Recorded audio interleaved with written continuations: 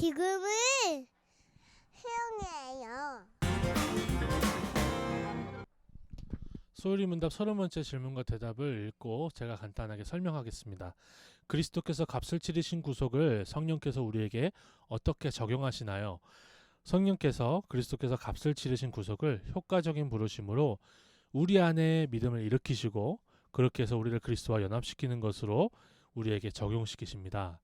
소율이 문답에서 특별히 30번째 질문과 대답에서 가장 중요한 개념은 효과적인 부르심입니다. 성령에 대해서 배울 때 우리는 우리가 어떻게 구원을 받았는가에 대해서 배울 수밖에 없어요. 왜냐하면 성령께서 하시는 일이 바로 우리를 구원하시는, 우리에게 그리스도께서 하신 일들을 적용하시는 일이기 때문에 그래요. 이제 앞으로 우리가 배우게 될 소율이 문답의 문답들은 모두 성령에 대한 것입니다. 결국 우리가 어떻게 구원을 받았는지를 굉장히 논리적으로 성경이 가르치는 그 논리에 따라서 배우게 되는 것입니다. 우선 우리가 배우게 되는 것은 효과적인 부르심입니다. 우리에게 믿음을 일으키시고 그 믿음으로 인해서 우리가 그리스도와 연합하게 되는 그 효과적인 부르심이라는 것이 가장 중요한 개념인 거죠. 그렇다면 왜 서율의 문답은 효과적인 부르심이라고 우리에게 가르치고 있을까요? 그것은 예수 그리스도께서 우리를 위해서 죽으시고 부활하신 게 우리를 구원하기에 아주 충분하고 부족한 것이 전혀 없는 것인 것처럼 그것을 적용하시는 성령의 사역도 부족한 것이 없이 어느 누구도 성령께서 부르시면 거부할 수 없다는 것을 담고 있기 때문에, 그런 의미를 담고 있기 때문에 효과적인 부르심이라고 합니다. 성령께서 부르시면 반드시 믿음이 생깁니다.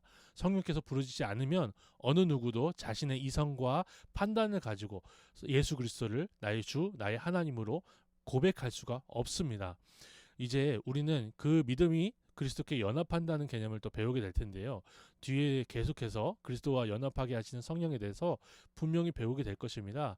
우리가 예수를 믿는 것은 단순히 지식적인 동의나 말을 했다고 해서 예수를 믿는 것이 아니라 실제적으로 예수 그리스도와 효과적인 부르심 안에서 연합하게 된다는 것을 배우게 돼요. 그러므로 구원받았다라는 것은 교적부에 이름이 올려지거나 내가 교회를 다닌다라는 의미를 훨씬 뛰어넘어서 그리스도께 연합된, 그리스도의 몸이, 실제적인 몸이 법적인 몸이 되는 그러한 구속의 은혜를 받았다고 우리가 할 수 있습니다. 우리가 우리의 구원에 대해서 너무나 가볍게 깊이 고민하지 않는 것은 현대 교회의 추세인 것 같아요.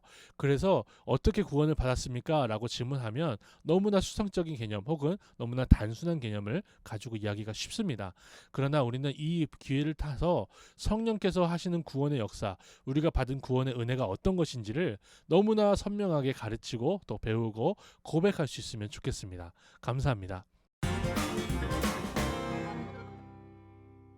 여러분이 아빠이고